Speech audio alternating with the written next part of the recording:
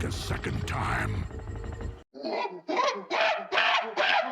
War for Cybertron was a damn near perfect toy line, and Kingdom was an amazing way to wrap it up, and a perfect way to lead into Legacy. It was the first time we were getting dedicated, high-quality figures of characters outside of G1 that weren't just one-offs. We were finally getting some of our favourite Beast Wars characters with all the new engineering and posability of recent times. And it slowly eased us into the fact that we were going to be getting many different figures from different universes. Not that many of us needed easing in, as we'd all wanted stuff like this forever, but I guess you could say they were testing the waters. Even though expanding like this was obviously going to work out for Hasbro. One of my favourite figures I managed to pick up during Kingdom's run was Optimus Primal, and what a figure he is. Never would I have expected Hasbro to put this much time and effort into a figure that wasn't just a red guy with truck tits, but slightly different. Though I do have a few issues with this figure, they are outshined by the sheer amount of positives that this figure brings to the table. First up, the look of the figure is great. There is next to no issues with his design. It's almost a mix of the original animated smooth-ass design and the more realistic toy aesthetic, and it works beautifully. The only real bit of monkey kibble you can see that's not meant to be visible are the toes, and they work as the figure's heels, making him rarely fall over unless he gets nudged, so it's really not an issue.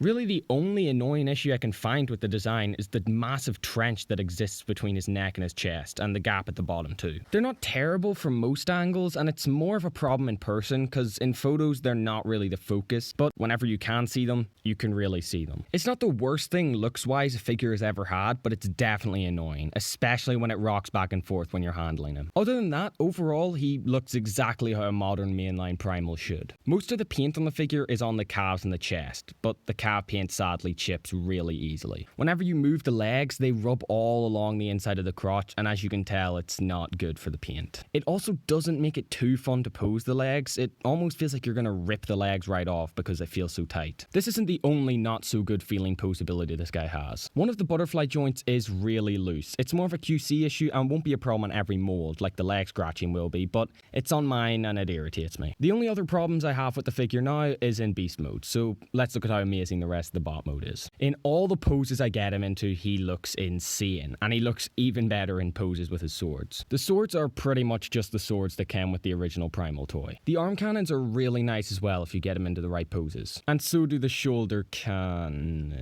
let's be real, these look like a different kind of cannon. But they definitely do look good with blast effects. If only I had white ones, it would make it look a bit more realistic. The fingers being articulated is really cool. It's more for the monkey mode poses though, in my opinion. The head sculpt is actually perfect. Hasbro's really been on top of their game when it comes to head sculpt since the start of the War for Cybertron trilogy to the current Legacy line. The rest of the figure is made to look more realistic and modernized, but this is literally just ripped right out of the cartoon, and I love it. The robot mode overall is great and has a few flaws, but I don't think they'll be deal breakers for most people. Before we get on to the monkey mode, I have to mention one thing that I'm not counting as a flaw because I doubt anyone else's copy of this figure has this at all, or I guess lacks this at all. My figure straight up didn't come with the screw. It's just missing one of the screws in its legs. So I can just take it apart like it's a model kit or something. It actually doesn't matter too much because it tabs together really nice and tight. I actually only noticed that it was missing a screw after having the figure for a good few months. The transformation is practically just covering up all the non-furry bits with furry bits. Well, mostly. With any beast mode, we have come to expect to see a bit of robot mode kibble. And I think most people have learned to live with it. Like even the masterpieces were kibble central. Somehow this figure does a better job at covering up its kibble than the actual masterpiece Optimus Primal. The kibble's something that's there and we can live with it. At least I can. It might put you off this great ape, but it really shouldn't. He can pose nearly just as well as the bot mode can, because it's just that, but shorter. But the legs are a bit awkward and not fun to pose at all. It's a lot of hassle getting him into that all fours mode because of the legs. It's definitely the weaker of the two modes, but it's still a fun little monkey guy. I much prefer the realism this mode has over the animated smooth-ass monkey. Not that it was ever bad. But I like the style they went for on all of the beasts and kingdoms, having them look more real than animated accurate. I don't like how the chest just immediately cuts from like a bare chest type area to fur. It's molded in to look like a natural transition, but because it's not painted, it doesn't do anything. And it looks really weird in my opinion. I know so far I've sounded pretty negative about the monkey mode, but it is actually a really nice mode. It's just that most of the positives have already been mentioned when I was talking about the bot mode. Something that wasn't mentioned during the bot mode though is the head sculpt. God damn.